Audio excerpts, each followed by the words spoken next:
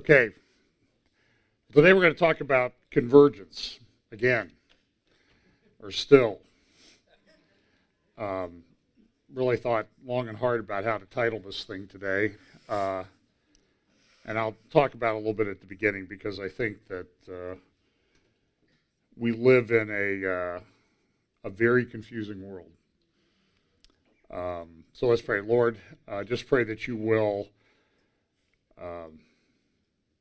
give us a spirit of confidence, not fear, that we'll be able to face the things that are going on in the world around us and to help make some sense of it, and to always be people that are that exhibit your truth and your love to those around us. In Jesus' name, amen. Well, we talk each week about convergence of events. And, there's some weeks when I think, well, I'll certainly be able to get everything done before I walk up here. But this Sunday was about as hard as it ever was, just because there's a lot of mixed messages going on in the world. Let me do a couple things at the beginning. First, Department of Corrections. I had announced that I was speaking at a conference in Calgary the end of April, early May, and that part was true. The part I got wrong, it's 2021. So there is a conference in Calgary around that time. I think it's called Last Days Bible Conference or Last Day Prophecy Conference. You can look it up on the internet. I know they will have great speakers this year, as they do every year. So I'm in a year, and so that's good because that gets Canada to get its time to get its act together, get their pipelines finished, and get Trudeau out of office and that type of thing. On March 29th, I'm going to be doing first service here. I'm going to talk mainly about, I think, the Enneagram and spiritual formation as part of an indicator of the last days apostasy. You might remember a number of years ago I did a series on the 7 churches of Revelation. I was actually part of a series on Revelation. And I'll be honest with you, I got to Revelation 17, and I spent a lot of time studying all the stuff about Babylon and Mystery Babylon and all that stuff. And I did not think that I could clear up what I view as sort of a lot of opinions on what that passage means. And I didn't really want to add to the conclusion. When we talk about the church of Laodicea, though, it's interesting. There's these 7 churches in Revelation, and the belief of a lot of people, and I kind of lean this way myself, is that they represent sort of 7 general ages of the church since the founding of the church in the book of Acts, and that the predominant characteristic of the church in each of these eras will be, the characteristics of the church at Ephesus, the characteristics of the church at Smyrna, Pergamum, Thyatira, Sardis, Philadelphia, and Laodicea.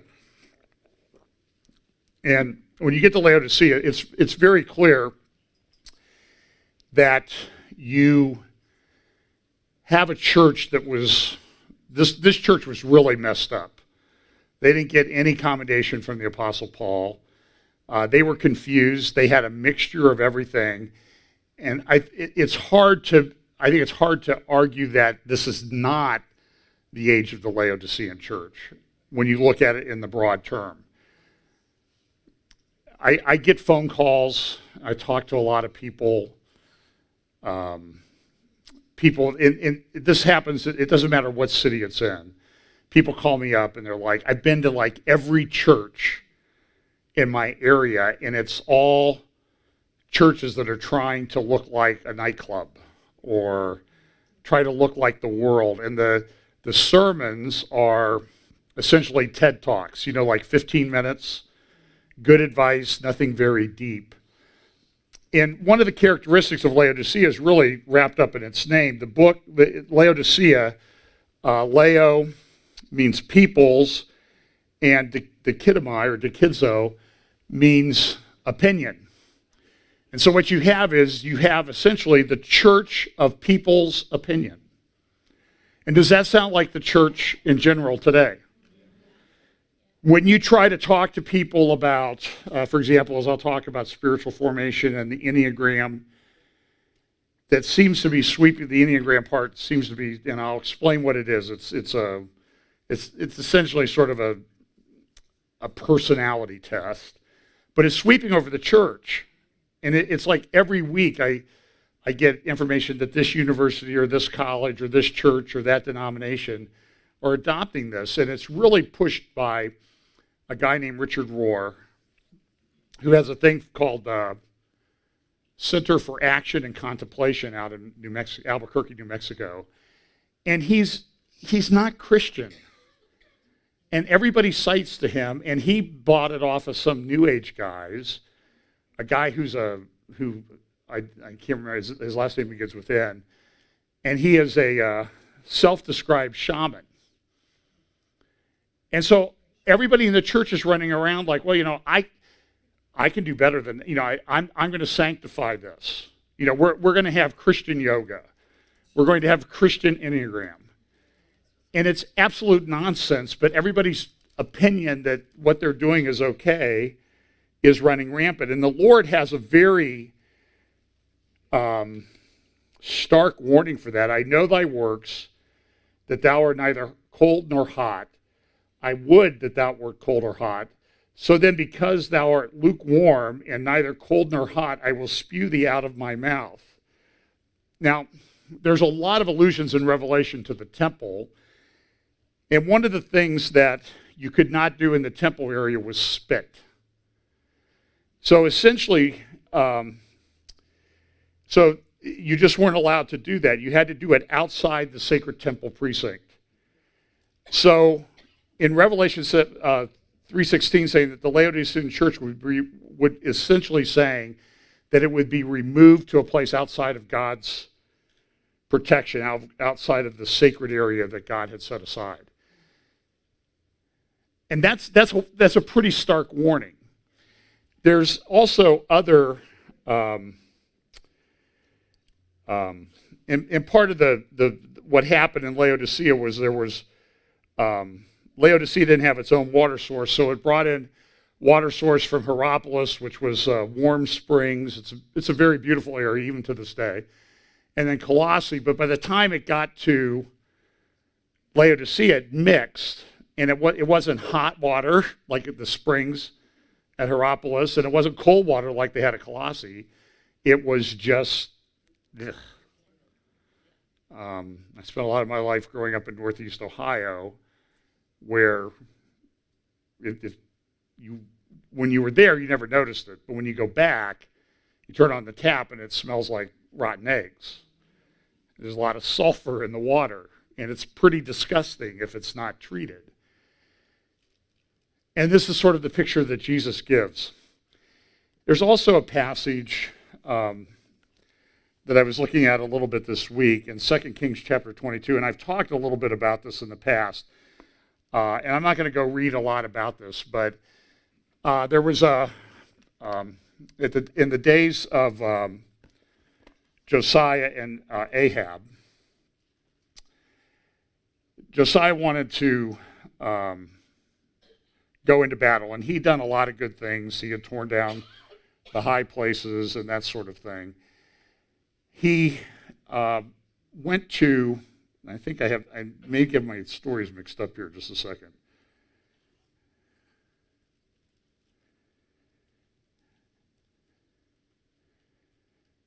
And I'm looking for my,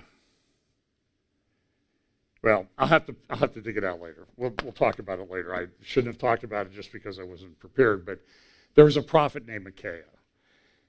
And he went to Ahab. And Ahab says, what should we do about this battle? Should he go into this battle? The king of Judah. Micaiah says, sure, go ahead, you'll win. And Ahab goes, well, I know you're not being straight with me.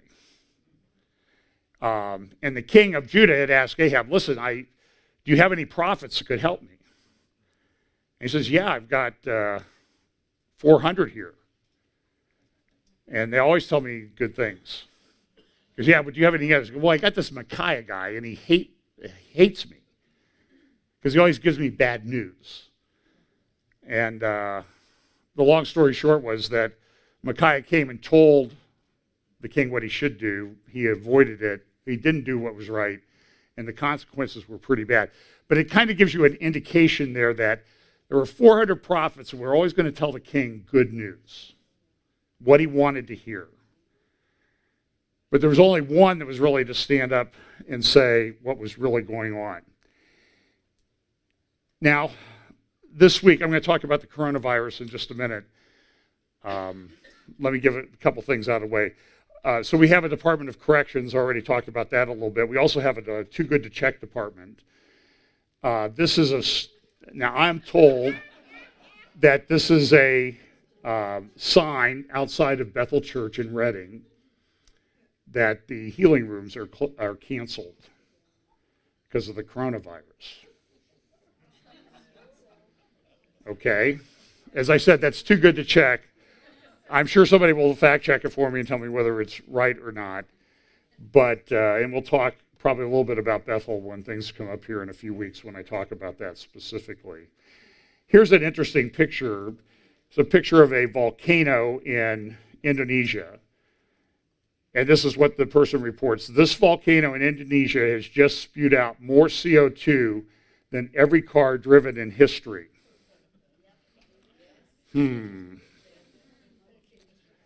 So, speaking of spewing CO2, Senator Charles Schumer was outside the Supreme Court. They're considering an abortion bill. And Charles Schumer had some things to say about Justices Gorsuch and Kavanaugh.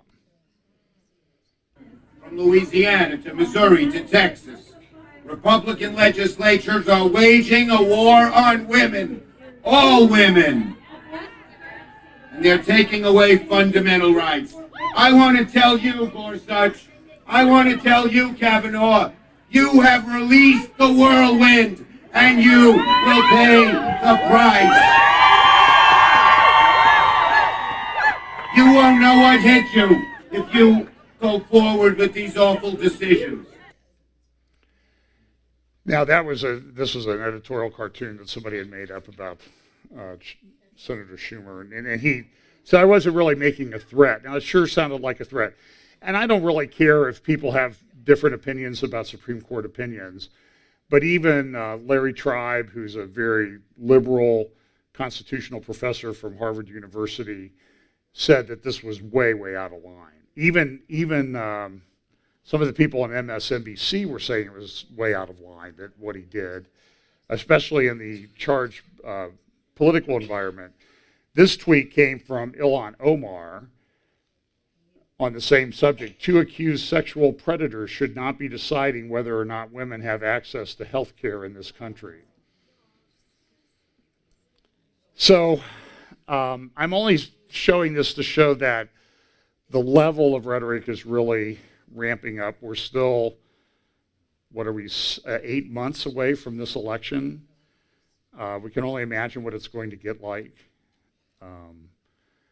And you saw a lot of this around the coronavirus this week. Now, MSNBC helped us out with some math issues, talking about the contributions of Mayor Bloomberg Michael Bloomberg, to his campaign and how that could have helped other people. So here's Brian Williams and a reporter from the editorial board of the New York Times. But you see it as a possibility. If he wants to spend $1 billion beating this guy, he could do it. Absolutely. Somebody tweeted recently that actually with the money he spent, he could have given every American $1 million. I've got it. Let's put it up on the screen. When I read it tonight on social media, it kind of all became clear. Bloomberg spent $500 million on ads. U.S. population 327 million. Don't tell us if you're ahead of us on the math. He could have given each American $1 million and have had lunch money left over. It's an incredible way of putting it. It's an incredible way of putting it. It's true. It's disturbing. It does suggest, what we're talking about here, which is there's too much money in politics. Okay, so simple math, pre-Common Core math. you would actually take 500 million and divide it by 327 million, you would come up with $1.53, not $1 million per American. You would have to multiply that amount that he contributed by 1,000, so which is more money than he even had. And it took them a while. And the interesting thing is that, look, when you speak publicly and everything, you're going to say things that aren't clear. You're going to make mistakes. I've done it. That's why we have the thing called the Department of Corrections here. But this thing went through, somebody had to make up the graphic, copy the tweet and put it up. And they looked at it and they read it and they talked about it. And it got through a lot of different levels with nobody realizing that their math was way off. So they eventually, I think she's locked her Twitter account now, and I don't know if that's a self-imposed exile or whatever.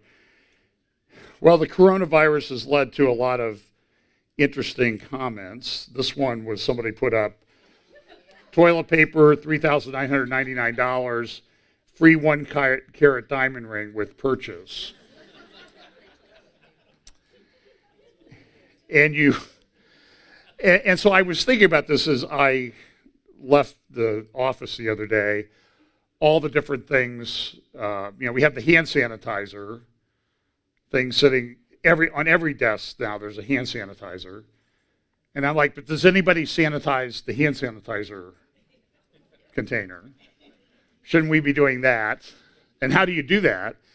And so I was thinking, like, well, how many ways am I going to possibly get infected with this when I leave the office and go to my car? So I have to push the door open. Whichever way I leave the office, there's several exits. If I'm coming back in, I have to pull or I have to enter a keypad. And then I get to the elevator in the supreme wisdom of our landlord at the Huntington Center in downtown Columbus. They used to come up and you push an up button or a down button, right? Not anymore.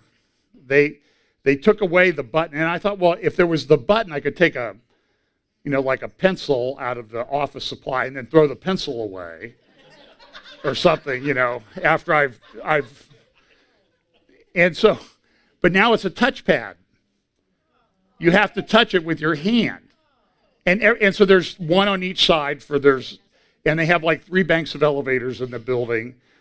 And so there's like 6 touchpads down there in the lobby, and then every floor has a couple, and you have to touch them. And when you get on the elevator now, there's no buttons on the inside of the elevator because you do the touchpad, and then it tells you which car to get on. And if you're sitting there like everybody else, you hit the pad, and it's like, oh wait, which one? So now you have to touch the pad again because you forgot which one elevator she told you to get on. So then you go over and I have to push the revolving door to get to the parking garage.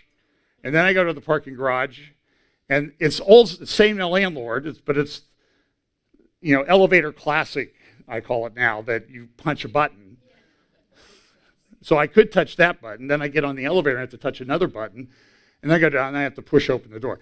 So there's about 12 ways that I'm going to die or catch this thing if it ever breaks out in Columbus. I'm doomed. It's almost impossible. It's either that, work at home, wear gloves, or I don't know, retire and play golf maybe. But so this thing has spread.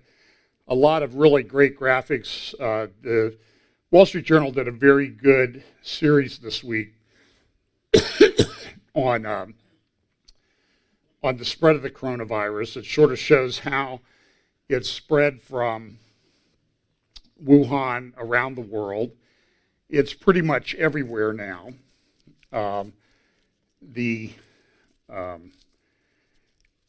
One article that they had in the Wall Street Journal the other day was a doctor's life,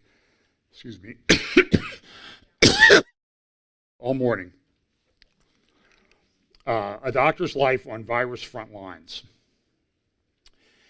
And this is I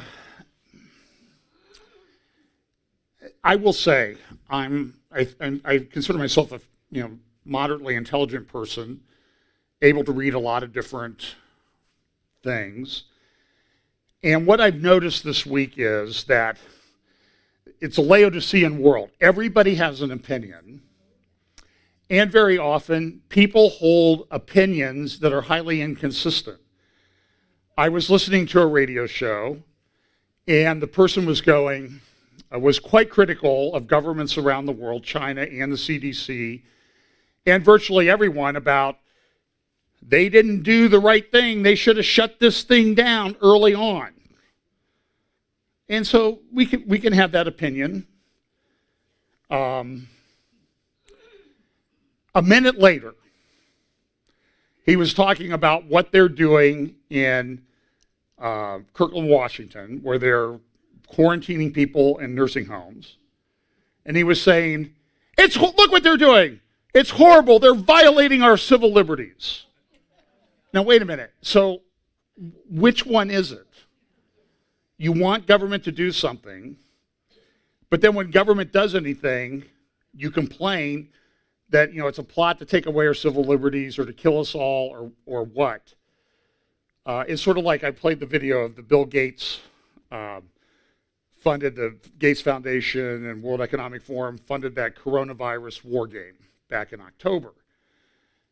And so a lot of people, their theory is, they were just planning on how they were going to kill us. But then on the other hand, do we not want public health people engaging in exercises like this to plan? And so what you see is you see everybody has an opinion, and there's this massive cognitive dissonance. So I can tell you for certain is I don't know how bad this thing is going to be. I will say when you read articles, and everybody says there's the other side, this is the end of the world, this is the pestilence of Revelation, and other people say, it's just the flu, man. It's all overhyped, nothing to worry about. This article, very good journalistic investigation here, 22 doctors in Wuhan died. Now, I'm just telling you, that doesn't sound like the flu to me. Now, it is true that it's probably hitting older people more, and particularly older males, particularly people with pre-existing conditions. But part of the problem is there's not enough testing kits.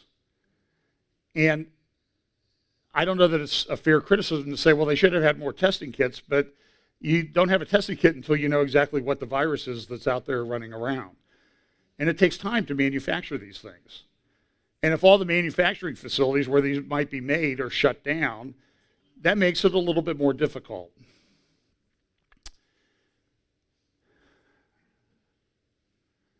And I've heard some of the most disgusting things. APAC, a couple people that went to the American Israel Political Action Committee conference were diagnosed with the coronavirus. And of course, all the people in Congress and I think Vice President Pence and other politicos were speaking at that conference. When those people returned to Israel, if they came from Israel, they were put in 14-day quarantine. And I heard one show, I'm not going to say the name, you can pretty much guess who it is, saying, the Zionists, see, I told you the Zionists are going to kill us. This is the judgment of God for being a Zionist.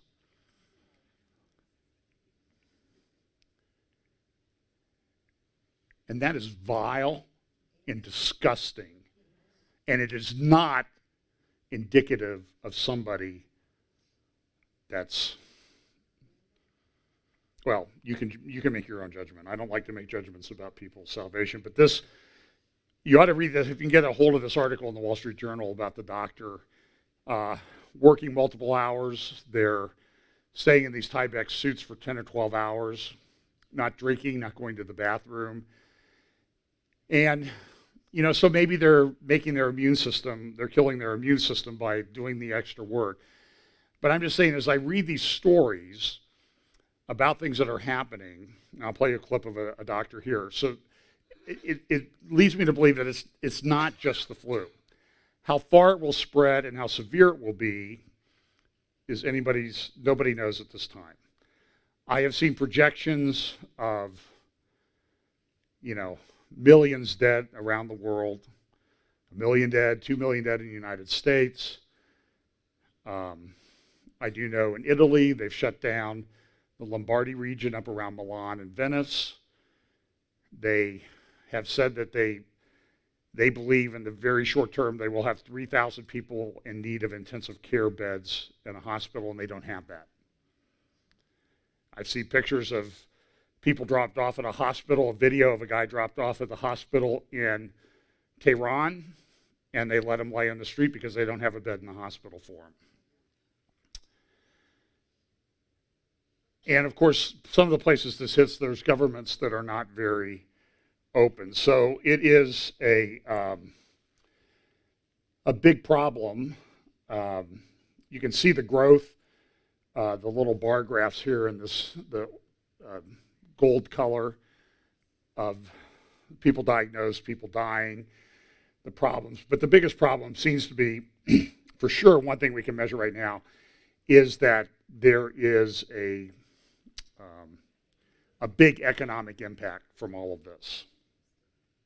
For example, this is a chart in the Wall Street Journal showing that when they get in the darker brown the color is, that means that the markets are dropping. The Treasury bonds are at an all-time record low. Mortgage rates, I think, are also at an all-time record low. And things are just not doing well. Now, there's some places that seem to be doing okay, like Hong Kong and Macau and Taiwan. But what they did was when they started seeing this happening, they shut everything down. And I think in Taiwan, they're going to keep the schools closed until May. And so when they do that, then everybody says, well, they're just stoking fear. They're just trying to make people nervous. They're trying to take control of everything. And nefarious people will always try to take opportunities with that. But if they didn't do anything and something happened, of course, what would the same people be saying? Well, you should have done something. And so what I did an interview on Stand Up for the Truth this week, and I said, I don't know. All I know is that I'm seeing some things here that are not the normal outbreak. Bank stocks are down. El Al laid off 1,000 people. Southwest said they're going to be down several $100 million in revenue this quarter. Cruise lines will be going bankrupt pretty quickly. Their stocks have been cut in half. And, so some people say, well, why are they keeping them on the cruise ship? And maybe they shouldn't be, but where did they transfer them? So I saw another radio program, or listened to another program, where they set up mobile trailers in a neighborhood in Seattle. And everybody says, well, why did they do that there? Well, because that's where the people, why didn't they do that out in the woods? Well, because the people are here. And so everybody has, you understand what I'm trying to say is everybody has an opinion. And I don't think I've ever seen an issue that sort of encapsulates confusion more than this particular issue. What happens now when something really bad happens? Are people just not going to pay attention and it spreads even quicker? And we know, if we're students of Bible prophecy, we know that this pestilence is coming. It will come on the world. So at a minimum, this is sort of a snapshot. But like Ahab, he liked the 400 prophets because they always told him good news. You're not going to have a problem, king. He didn't like the prophet that told him the truth. They didn't treat Jeremiah very well, if you might remember, even though Jeremiah was right. So this is a huge problem. In the Times of London on Friday, there was an editorial. Now I'm going to read part of the editorial, but I actually, if you get past the first couple of paragraphs, I actually agree with some of the things that the guy said. It's a financial analyst. But I want you to see what he says at the beginning, because I think there are people that would agree 100% with what he says. He says this: virus can trigger a new industrial revolution. Starts off, don't take this the wrong way, but if you are a young, hardline environmentalist looking for the ultimate weapon against climate change, you could hardly design anything better than the coronavirus. Unlike most other such diseases, it kills mostly the old who, let's face it, are more likely to be climate skeptics. It spares the young. Unlike most other such diseases, it kills most of the old, it spares the young. Most of all, it stymies the forces that have been generating greenhouse gases for decades. Deadly enough to terrify, containable enough that aggressive quarantine measures can prevent it from spreading. The rational response for any country determined to prevent loss of life is to follow China's lead and lock down their economy to stem its spread. And then he goes on and he says, of course, it's quite possible life returns to normal after the coronavirus. But one consequence of this disease could be that it forces us to take a long, hard look at the way we run the world and change it. Now, in some respects, he's correct. He goes, most downturns are Darwinian moments for capitalism. The old go out, lumbering companies that failed to move with the times, and in come their disruptive rivals in a blaze of creative destruction. Hardship focuses the mind, and companies find more efficient ways of running their businesses. The economy that emerges should be more productive than its predecessor, yet in this crisis, the opposite may be happening. The more efficient, which is to say the cheapest way companies have found of manufacturing products, is to use supply chains that straddle the globe in search of cheap labor. If something could be made for less on the other side of the world, so be it. Yet coronavirus, which threatens to constrain the free movement of people and goods, will deny companies this cheapest avenue. Companies will have to think long and hard about whether intercontinental supply chains make sense. Already some companies are shifting production back home and opting for home-built components. On the one hand, that spells enormous disruption and could make all of our lives more expensive, yet there is also a silver lining, which one need only to appeal to extinction rebellion. What if this new nudge we need to embrace, what if this is the nudge we need to embrace a new model of what? Globalization.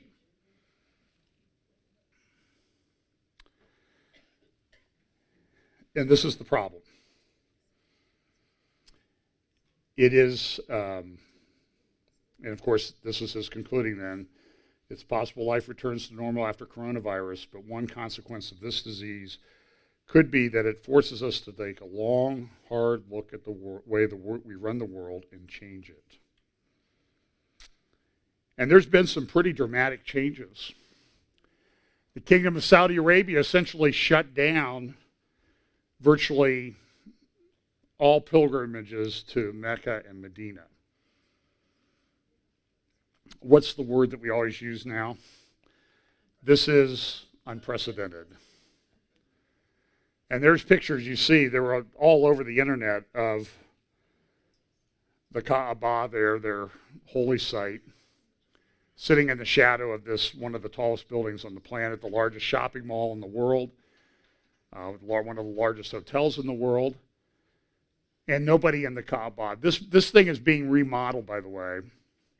When they started, it could accommodate 2 million people at one time to worship. When they're done, they expect it to be able to accommodate 5 million people at one time. So this is not an inconsequential thing. Here's a picture from the big tower, taken at a time when it should be at night. They've completely shut it down for the most part. They're sanitizing it. I've seen some pretty disgusting, I've mentioned a media program that was sort of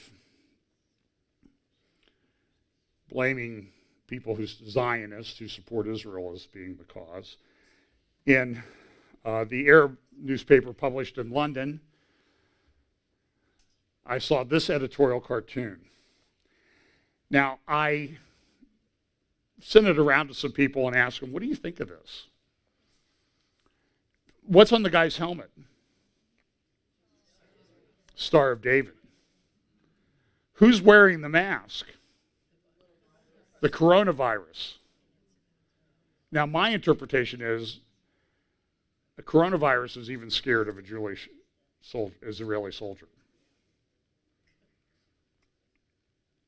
And this stuff is all over the place. That's a fairly mainstream publication. In Israel, a few days ago, it was 60,000. Now I'm told 100,000 people in quarantine. Israel has expanded travel limits to France, Germany, Austria, and a couple other European countries. They've laid off workers at El Al. They are not flying to San Francisco. They're combining flights. There are airlines flying essentially almost empty planes to places because if they don't have the traffic, they will eventually lose that slot at that airport. And I remember after 9/11, I was flying quite a bit in those days, and I can remember flying from Columbus to the East Coast or Columbus to Dallas on a 737 with 2 or 3 other people. One time, one other guy and I flew from Ontario to Sacramento on a 730. That's freaky. It's like, a ghost plane in the horror. You can hear every creak in the plane, because there's nobody sitting there. 100,000 people in quarantine in Israel. People returning from the United States are quarantined. There's talk that they may essentially shut down visits from people in the United States because we have an outbreak of coronavirus. I don't think we've had anybody diagnosed here in Ohio yet, and it may turn out to be not that much. But there are people that are passing away from it. And there's a lot of dispute about what the death rate is and that type of thing. Somebody said, well, it's only 10% for elderly people if they get it. I'm like, I don't know. If I had a 10% chance of not making it, getting in my car to drive to church on Sunday morning, I probably wouldn't take that risk. To the voice in the back, you are elderly. I believe it's 70 and above. I only say that because I'm 66. But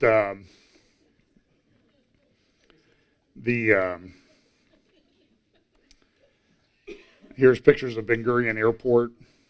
And if you've ever been there, you know that at times it can take you 3 hours to get through security to get on the plane to fly home. And again, the Wall Street Journal has a very good thing talking about, what can we learn from the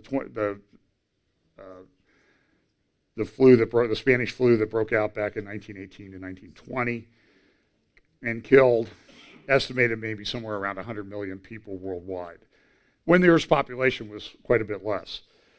And what are we going to learn? Some of the things that come out of this, though, are kind of concerning because, this thing started in China, it appears, and now this is in the Wall Street Journal yesterday, Made in China Censorship for Sale, talking about how these companies are running to China to figure out how social media can censor opinions that they don't like or agree with on their platforms. And they're adopting the Chinese model wholeheartedly. These are American companies and European companies that are doing this. So the question is, what happens? Does somebody eventually will come up, the man with the plan, as they say. Somebody will have the answers. And the coronavirus may go away and turn out to be nothing, may turn out to be overhyped. But what happens when one of these things really does come? Are people going to listen to the 400 prophets to tell them everything's going to be okay? Or are they going to listen to somebody who's telling them the truth? Or is it going to be like it is this time when people are holding opinions on all sides of the issues at the same time in a state of cognitive dissonance that I don't think I've ever really seen with anything else? So the bottom line is, I don't know. I do know that I think we're getting a picture of what can happen, and we do not know what the disruption will be in terms of what the economic impact will be. I've seen pictures of If you've ever been to the ports of Los Angeles and Long Beach in California and gone along that high bridge that separates the two of them, I remember when we were there a few years ago, there are tens of thousands of these containers. And I'm seeing pictures of those ports right now where a lot of the part of those ports is pretty empty.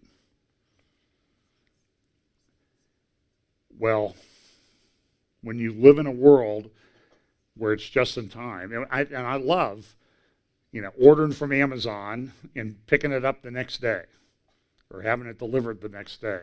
Exactly what I want. But what happens when, I'm pretty sure most of those things say made in China if I ever really took time to look at the box, or made in Pakistan or someplace else. And when shipping isn't moving, goods aren't moving, and when goods aren't moving, you can't fill sales. So it's a big problem. So let's talk about, well, if you want to talk about cognitive dissonance and things that don't really make sense, the third round of Israeli elections took place on Monday. And the result was, don't know yet. I mean, I know what the results were. What will happen? No clue. I don't think anybody really has a clue. So when it first came out early in the week, everybody was like, oh, Netanyahu's going to end up with 60 seats, and certainly he can convince one person from the opposition parties to join, and they'll have 61. And Netanyahu did maybe, of all his elections, he may have done better than he's ever done. Arab press, they're reporting it. This is an Arabic language newspaper from Lebanon. By the way, Lebanon, I don't think I have a slide for this. Lebanon, for the first time in its history, defaulted on some of its bonds this week, just the other day. They're in economic turmoil, having trouble putting a government together. The banks over the last 3 or 4 months have only been open maybe half the time. There are severe restrictions on withdrawing cash. There are severe restrictions on transferring money out of the country. Lebanon's in a big mess, and this newspaper, Al Akhbar, essentially says this, well, Israel voted against the Palestinians. And there's page after page after page in there about how this was an anti-Palestinian, anti-two-state solution vote by the Israeli public. So now what's going to happen? Who's going to get the mandate to form? And again, early on, it looked like maybe Netanyahu was going to have 60 people in his coalition, 60 members of Knesset. Avigdor Lieberman of Israel Beteinu party, it's a largely Russian party. He got 7 seats again, and he doesn't like Netanyahu. So there's all sorts of threats. Here's one of the graphs that comes out. So you see what ended up was Likud got 36, Blue and White got 33, which is kind of amazing because nobody knows what Blue and White stands for. They're just sort of, well, they do stand for something. Not Netanyahu. That's their sort of their operative thing. They don't really have a core. Some of the people in Blue and White agree with a lot of the Likud positions on security and national defense, but then there's the left-wing members. So when you look at the thing on here's a little bit of graphic in English. You can see how these panned out. The Joint Arab List did better than they've ever done. They were unified. So they got 15 seats. So here's the way the blocks do. If you put all the right parties together, you have 58 seats. You need 61. Doesn't work.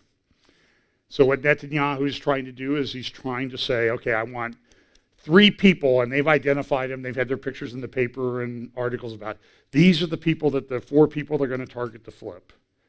And the people say, we're not changing. Maybe they will.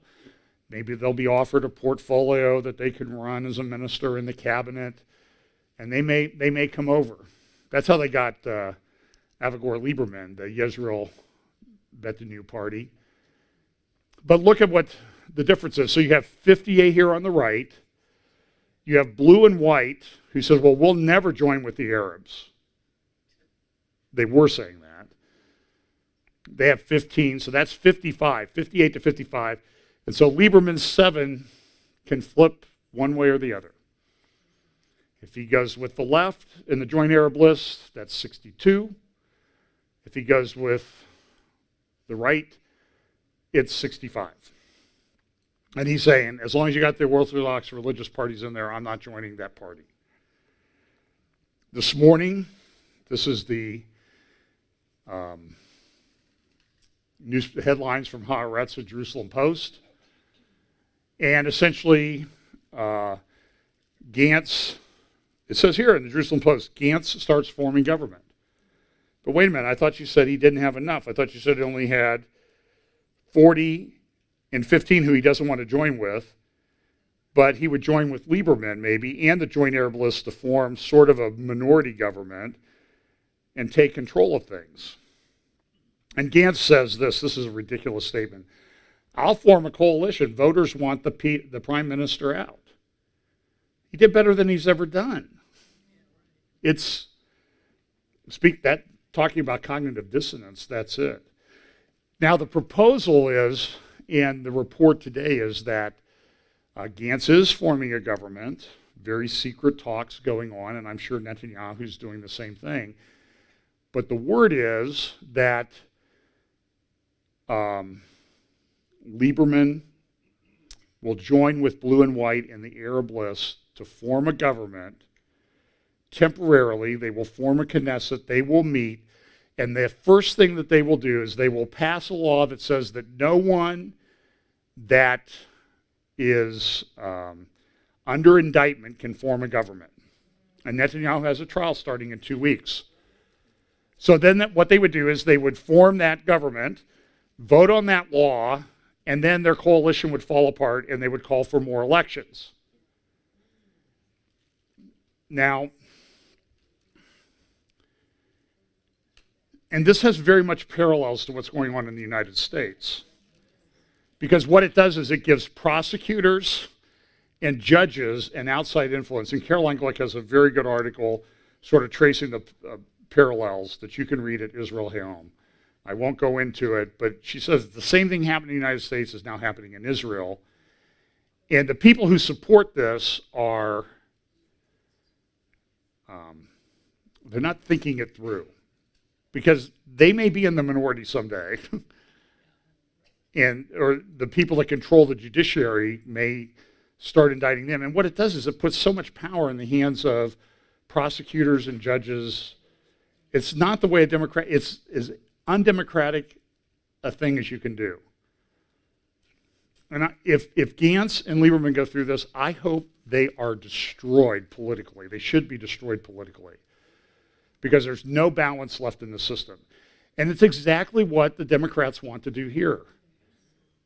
What Chuck Schumer said is what a lot of the Democrats are doing, and again, everybody criticizes the judiciary. They make stupid decisions. The president does this and everything, but when you start threatening them physically, that's a different order of magnitude. So the question is, so everything in Israel is in complete turmoil. And here's Caroline's article, in America, voting is the only game in town and voters are the source of power. In Israel, the courts are in charge. And I would disagree with her that I think in America they really want to follow the Israel model that seems to be working right now. So will there be a fourth election? I don't know.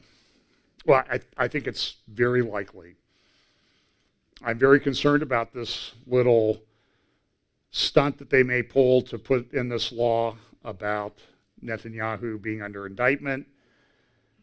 So he can't form a government. But what if he's found not guilty in over the next month? Well, they'll come up with other indictments. And now I hear they're considering indictments against Lieberman. They're considering things against Gantz. And it's just a huge mess. And I don't know, how long does this cycle go on, especially in a world that's in the state of turmoil? Somebody suggested that this might be a campaign poster in 2053 as things move forward. Round 72 between Gantz and Netanyahu. Who knows? So that's, I think this turmoil thing, well, let me suggest this. Jared Kushner met with the UN Security Council a couple weeks ago and did a PowerPoint presentation for them on the plan that he developed for the Trump administration, the Peace to Prosperity Plan. Reports in Axios and Jerusalem Post over the last couple days says that Kushner he met with the U.S. senators this week, and he gave them the same PowerPoint presentation. Kushner is reported to have said, listen, if the Palestinians don't come to the table, we're going to give the green light to Israel annexing land right away. And then all things are off. All bets are off. But I just want you to put this in the context of like the Daniel 9 passage that we talk about, the confirmation of a covenant. And my view is the word there, it's like forced an agreement on them. It's not necessarily something that everybody, loves. And I think that the chances that something like that would be forced on Israel go up when Israel is in a state of political turmoil. And I'm not saying that what Trump came out with is the plan, but look, here's some of the slides from Kushner's presentation. I'd like to tell you that I have secret sources at in the Capitol, but I found it on the internet. You can find almost everything on the internet now. It's amazing. It's like there are no secrets. The secrets are out there. So here it says, peace, prosperity, a plan to improve the lives of the Palestinian people. So he gave this to the UN Security Council. He gave this to the Senate. So he says here, these are real slides from his presentation. Definition of insanity, doing the same thing and expecting a different results. And he goes through and he traces all of the different plans and peace talks that have taken place over the years. And the only thing that happened is Israel continues to annex more land and the Palestinians continue to get more money and nothing ever gets solved. So he says this, how this conflict is used by jihadists to radicalize youth. And he shows some of the images from Twitter that in different social media platforms that are used to get people riled up. He does a summary of the deal. So there's been a lot of controversy, is he dividing the land and all this other stuff. So look, here's Jared Kushner's own words, okay? What is the first point that he makes in the summary of the deal? Two-state solution. Now, I haven't taken math for a long time. And I went to IU Law School, so we were told at IU Law School, if you ever have a math problem, hire somebody from Purdue. Okay, if you have anything, because Purdue, they're into farming, anything involving math and animal husbandry and engineering, you go to Purdue. So if you have a manure problem, you hire an expert from Purdue, because they understand that stuff. Because they have degrees in it, I think. So, but I do know that if you have one state and you turn it into two states, that requires division. Pretty simple division. Palestinian capital in East Jerusalem, define land swaps. Al-Aqsa Mosque secure and open to all. But then there's other things, though, that are kind of inconsistent with that, because he goes on to the other, one of his other slides. He talks about, here it is, Israel and the Islamic world, the source of the conflicts, is dispute over the security, administration, and access to the Haram al-Sharif al-Aqsa Mosque, the Temple Mount. And how are they going to do that? So, these are Jared Kushner's own words. You can find the thing online and look at them. But they're trying to come up with a two-state solution. I don't think there's any, it's how he pitched it everywhere he went. Now, the Palestinians don't like it, probably won't agree with it. In Israel, they don't really like it, and they may just go ahead and start annexing land anyway. I'm just saying, in the state of political turmoil, the chances that somebody would force something on the parties, I think, is increased than if you have a strong government. I have no idea how this is going to play out. He notes 700 United General Assembly resolutions on the Israeli-Palestinian conflict. over 100 Security Council resolutions. So he talks about, we want to bring it into this. I will also say this on the UN. I didn't have time to put it into a slide. UN human rights people came out yesterday or the other day with a document. I'll put it in my presentation for next week. Essentially saying, if you have you could not use religion as a basis for denying LGBT rights to people or making decisions about that.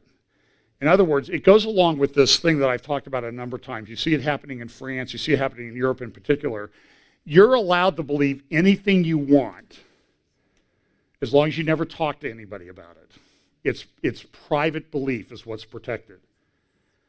In the United States, our Constitution says the free exercise of religion is protected, but there are people like Ilhan Omar and Rashida Tlaib and Chuck Schumer and Nancy Pelosi and Joe Biden, who in Columbus last year at the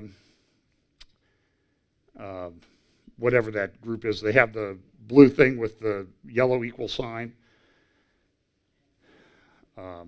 Human Rights Campaign, I think it is.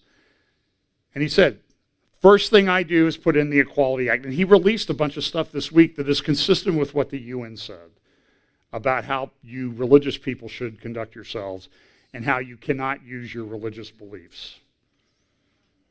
There's a great interview on BBC that I saw this week. You can probably find it on Twitter. I'll try to play it next week. And it's essentially, look,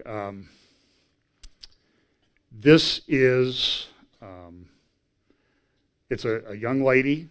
It's the lady I mentioned like a week or two ago who's suing the doctors and the NHS for having done a mastectomy on her and giving her puberty blockers and all this stuff. And she's angry.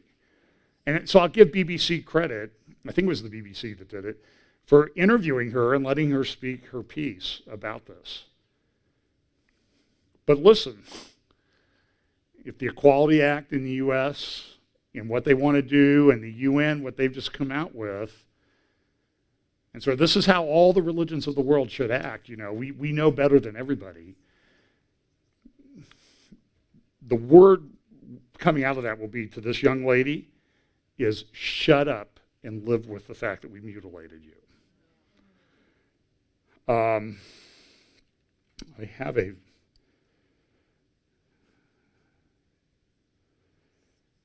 a clip. It was on the coronavirus. You want me to play it as a medical doctor? Okay, give me 1 second here. I'll have to insert it into a slide.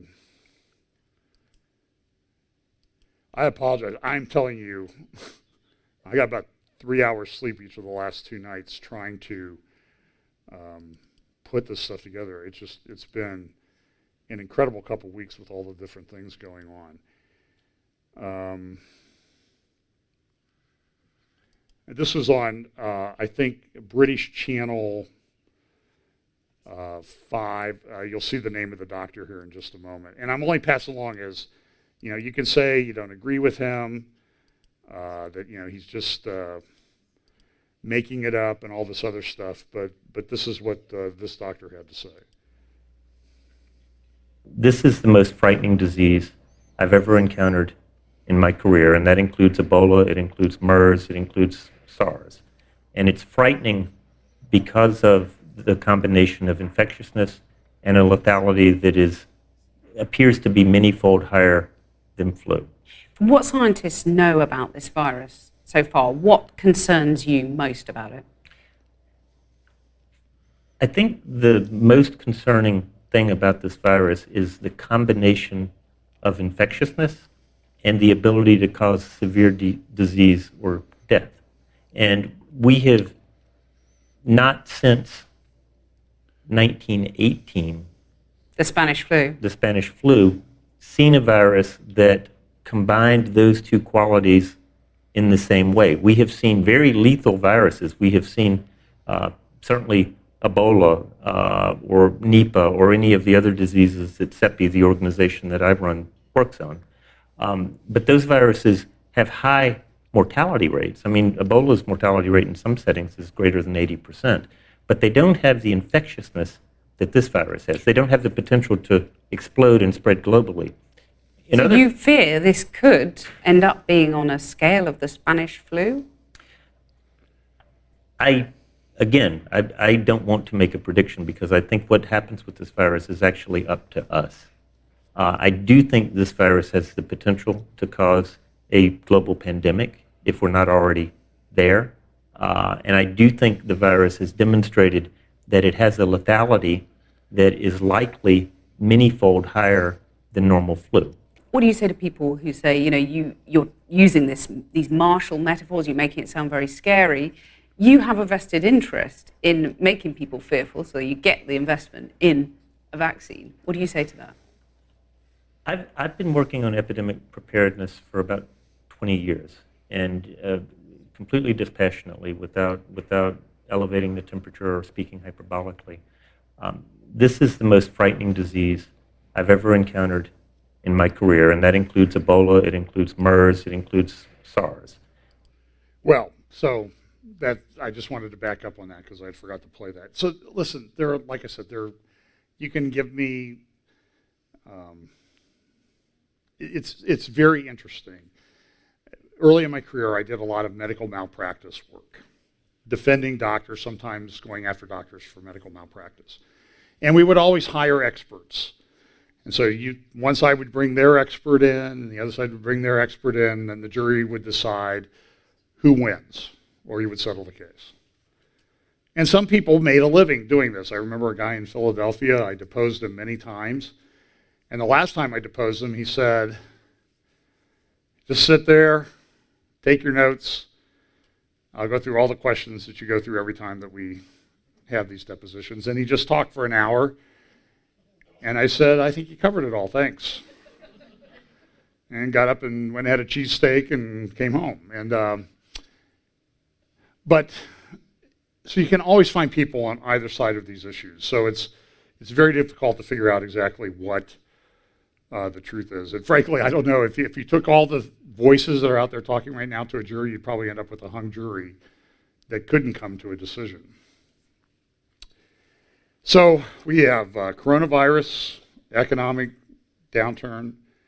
We have turmoil in Israel, elections, peace plan, that type of thing. And then we also have this situation with Turkey, Russia, and Syria, and with Iran layered on top of it. And Iran has its own coronavirus outlet. And this is a speech that Erdogan gave this week in Turkey. And he framed Turkish military cross-border offensive as a religious war. He even recited a poem that describes the Turkish army as the last army of Islam that dies for Allah. He promised that God supports Turkey and everybody will see how capable the army is. So this is the rhetoric that he's using. What he's doing, it is a religious holy war that he's engaged in. Somebody pulled this out. Somebody tweeted this week. It's a video of Erdogan many years ago. And it says, essentially, I had the quote here someplace. Erdogan is God's messenger, Allah's messenger. This is how a lot of people view him. So you have to keep that in mind. So we have this situation in northwest Syria in Idlib, and there is a series of a lot of problems that are going on. In the context of this, there's a very good article in the Wall Street Journal by Jonathan Spire the other day, Israel's new diplomatic moment, because of all this turmoil that's going on and some things going on in the Arab world and the Arab world's stalemate or governments being very unstable at the moment. And essentially what he says is, this is a great moment for Israel diplomatically. With the subtext like, if we had a real government, it would be a great moment. But we don't have it. So are we going to be able to take advantage of that? So there's a situation in northern Syria, northwest Syria, Turkey, Idlib province. I have a couple maps here. Let me give maybe a little better map. So what happened this week, well, early in the week, Jonathan Spire had another great article in the Jerusalem Post, and he talked about Idlib, the next phase. This is before Erdogan and Putin got together. And Spire looked at everything. He's a very good analyst. I highly recommend his work, that you read it to follow what's going on. And he said, Erdogan and Putin are going to probably work it out some way, because they're both at the risk of losing a lot if this thing unwinds the wrong way in Idlib. I saw this editorial cartoon in one of the papers that I look at, an Arab language newspaper, and you see the imagery that's used. I mean, I love editorial cartoons because of the imagery that they use. And you see Erdogan or Putin holding a olive branch in one hand, and the other one is shelling villages. And this is a picture. This is Balyoun village in northwest Syria in the Idlib area. And this is drone footage taken the other day. The damage in that village. Now, what do you think happened to all the people that lived there? Do you think they're sticking around? Do you think they've gone anywhere?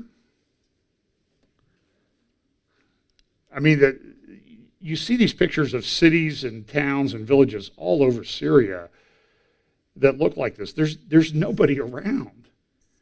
People don't want to live in a war zone. Another thing that's happened too in this Syria-Turkish conflict, played a lot of pictures of this, is Turkey has really developed over the last 15 years pretty good technology and use of drones. Now their drones are getting shot down, but they're not losing people, and you can see that there's all kinds of statistics out there, and they've taken out 100 tanks. Some reports are 3,000 Syrian soldiers. They've also lost over 100 soldiers. I think I played this one last week. The guy here that you see this blast, and then when it clears, you see this, who got to be one of the luckiest guys in the world, running away from that when everybody else was killed.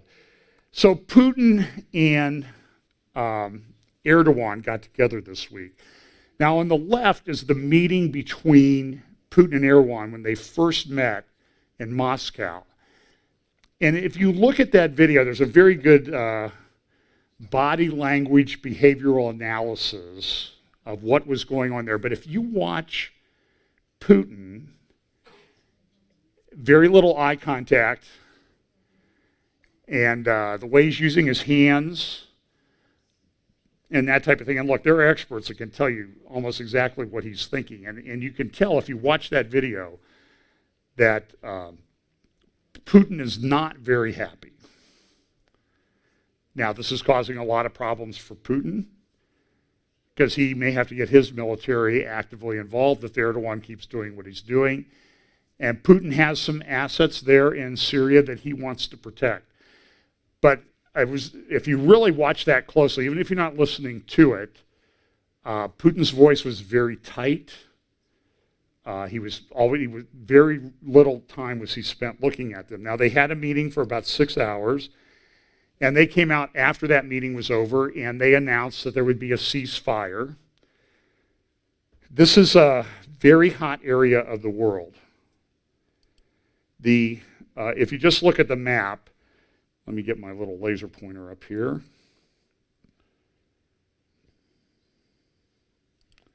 So Russia has its assets up here in the Black Sea. If they want to put naval assets into the Syrian theater, they all have to go down here through the Bosphorus at Istanbul. That's controlled by Erdogan in Turkey. Now, usually Turkey will escort them.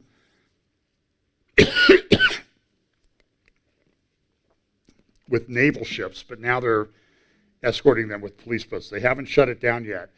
And so what Erdogan or Putin wants to do is he has to come all the way around here, around Turkey, all the way over here to Tartus is right here south of Latakia. Latakia is where they have an air base. Tartus is where they have a seaport in Idlib province. Here I actually have a zoomed in version.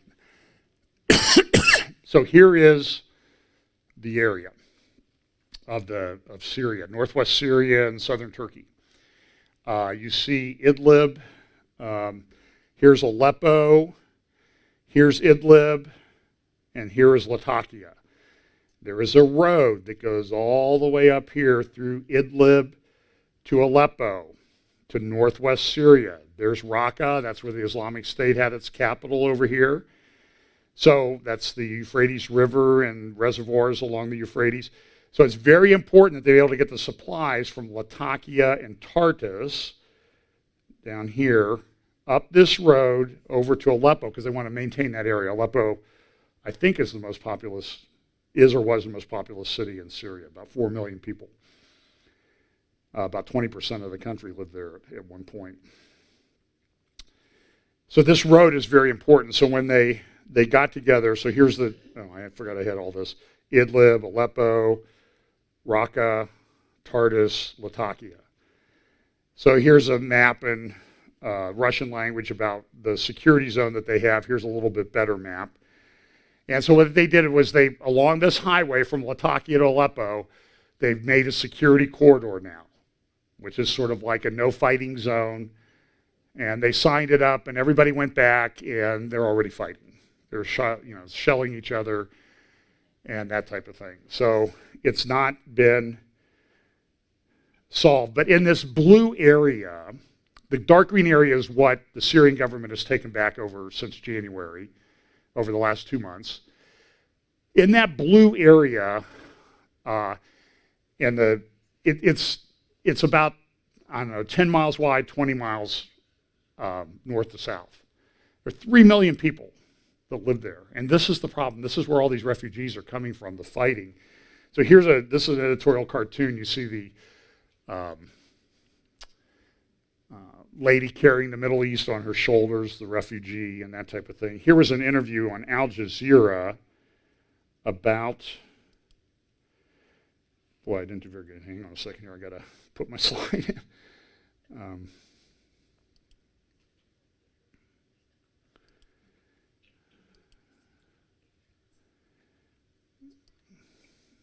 Apologize for this.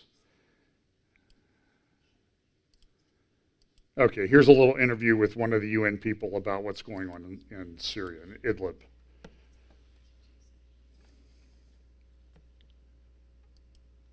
But the harsh, brutal reality is that there is no escape for a lot of these people, is there? Turkey, which has taken in millions of people in the past, has shut the border. So if you're a Syrian stranded in Idlib right now, there's basically a death sentence hanging over you. Yes, what we're dealing with is a situation of 3 million people who are trapped in a war zone.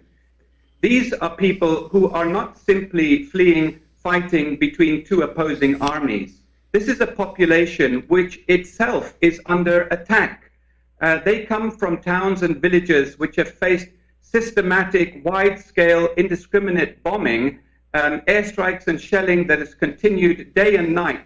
Entire cities and towns have been emptied out. And as these people have fled, many of them have been hit along the way when shells and airstrikes have landed on the routes that they've been using to try to escape. So this is a protection crisis on a monumental scale, and something has to be done. So are you calling on Turkey to open the border, or is it impossible for Turkey to cope with another 3 million refugees, given I believe they've already taken in 4 million Syrians over the last few years? Turkey already hosts more refugees than any other country in the world, and it hosts many more Syrian refugees than any other country, 3.6 million Syrian refugees. So most UN member states are not being heard calling on Turkey to open its borders. I think they know that if Turkey has to open its borders, the next question will be, are European countries going to be opening their borders? And are you saying that European countries should be taking in more Syrian refugees? Because again, European governments say that's a problem for us. Well, the whole world needs to shoulder its responsibilities towards these people. If they cannot be protected inside their own country, then they'll have to be protected somewhere else. And so it's But the harsh, oh, there it is. I brutal. did actually have the slide, and I apologize. So one last thing here. So there is this big conflict now. Oil prices are dropping. I think I bought gas for $1.80 the other day here in Columbus. So the Saudis are saying we got to cut back production to raise the price. But when you do that, you're not selling as much oil, so even though you're getting it, you're losing revenue. And Russia is saying natural gas and everything, we're going to sell and pump as much as we can. So there's this conflict that's developed between Russia and Saudi Arabia. And even internally within Saudi Arabia, there's a lot of conflict internally about how do we deal with this problem. Because they need oil to be at about $65, $70 a barrel, and now it's around 50. Natural gas prices are dropping. This is a huge economic problem. It's creating more problems in the Middle East, even within a government like Saudi Arabia, which is viewed as somewhat stable. And so now there are these reports that Mohammed bin Salman has arrested a couple of other princes. A bunch of people have been detained. There are reports, I've not been able to verify them, that King Salman, he essentially in 2017, he turned over everything to his son as the crown prince. But he's in a coma or has died. These are the rumors that are floating around. So he's had to retain, he's put all these people in. And what you see down here, like in the lower right-hand corner, you see these people in the national security apparatus in Saudi Arabia. They're putting up tweets and stuff about, long live Mohammed bin Salman and King Salman, because I support you. So now I'm just going to show you a little bit about how this all come about.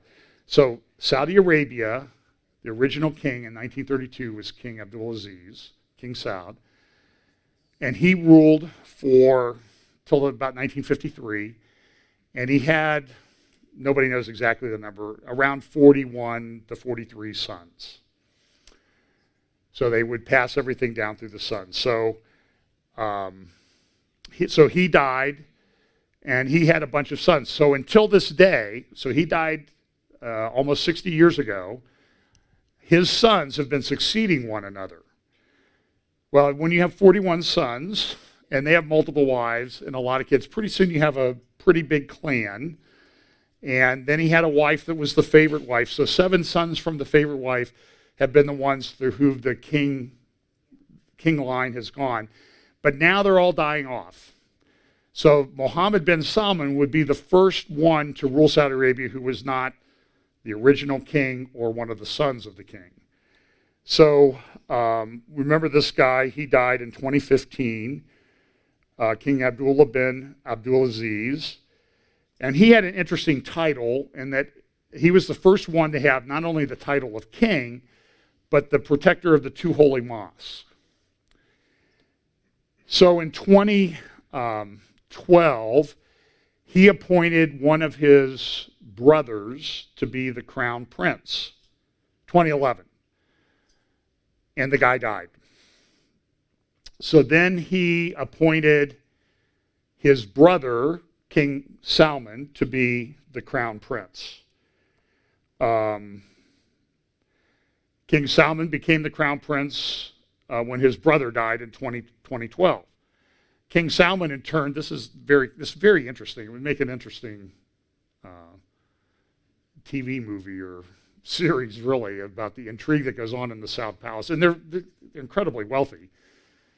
Mohammed bin Salman has a yacht that's worth about $500 million. I don't know if you know that. So it's not like these people are paupers. So there's a lot of money. With money comes a lot of power. So King Abdullah made this guy, Prince Mohammed bin Naif, the crown prince when he came to the throne in 2015. But then something happened, and in 2017, he made one of his youngest sons, Mohammed bin Salman, the crown prince. So now what's happened is that the former crown prince and another brother of King Salman have been arrested and detained, And there's something that there's been a palace coup. So these two guys in red have been arrested. And so now we have yet another government in turmoil in the Middle East. And what does that mean? The belief is that Mohammed bin Salman is not liked because he seems to be open. He's changing things in the kingdom, letting women drive, and he seems to be favorable towards Israel. I've heard reports that he had a Jewish nanny when he was growing up. I've heard that. I don't know if it's true. I'm just passing it along. I've seen that more than one place. So he seems to be a little bit sympathetic to Israel. All I'm saying is, do you understand what I'm trying to say is there's this convergence of all of these things happening all at once. And you need to pay attention to what's going on, because I don't know how it's all going to play out. I know eventually Jesus returns and sets up his kingdom and cleans up this whole mess. And so we can look forward to that. But you need to understand that it will be, I think, sort of a turbulent, tumultuous time to be alive until then. So let's pray, and we'll take up some more details on these things this week. Father, thanks so much for your word. We pray, Lord, that you would help us in these times to be as wise as serpents and harmless as doves, that you will give us wisdom as to how we can protect ourselves, do the right thing, and minister to those around us who might be in great need. Pray that you will put your supernatural protection on us and keep us healthy during these times. And again, give us wisdom to act and give us opportunities to share the gospel with those around us, because people are going into eternity in many different ways these days. And the time is now for salvation. Give us opportunities to share that gospel. In Jesus' name, amen.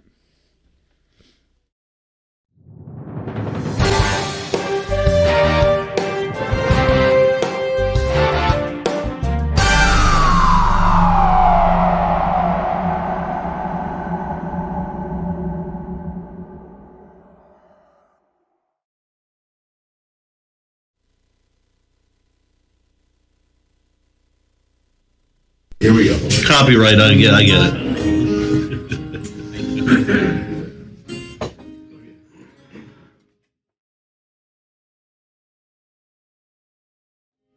It's better than driving to Sunbury, just watch the tube in your BVDs, slouching around and feeling groovy. Da-da-da-da-da-da, feeling groovy. They had to give us the John. Yes, musical era. Read that. Hello, Howler. What's a shaking? Don't want to watch the world a quaking. Ain't you got any good news for me? Do watching TV. Da-da-da-da-da, feeling groovy. We're gonna do another Howler verse here.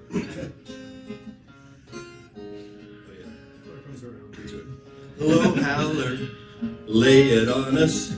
What's new on the coronavirus? Ain't you got good news for me? Do watching TV. Da-da-da-da-da-da, feeling groovy. Little bridge here.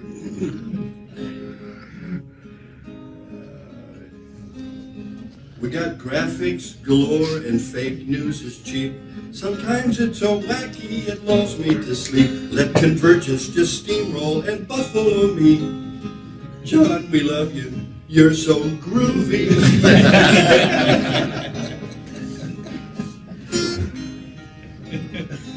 You need to make John, this the we love bumper. you. You're so groovy. That's all. Very good.